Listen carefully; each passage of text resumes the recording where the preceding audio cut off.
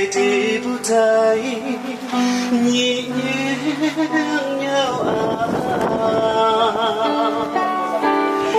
lần đầu thực thâu anh buồn mang mơ trên mai là dần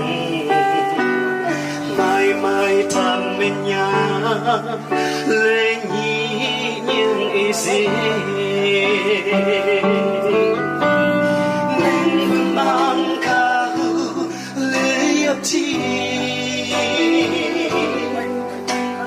chúng thiên nhí nhàng để bữa thấy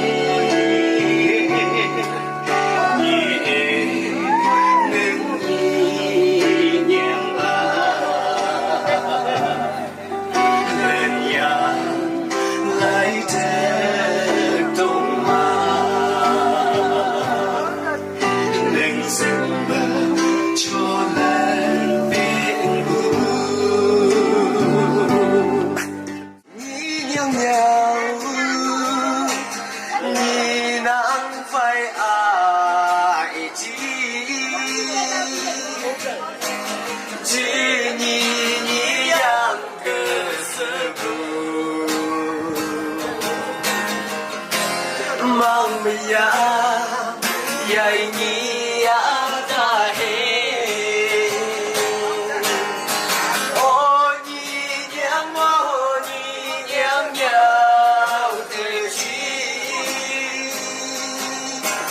đi xa tu bác sĩ phải nặng yang trên nhị nhang ngang lên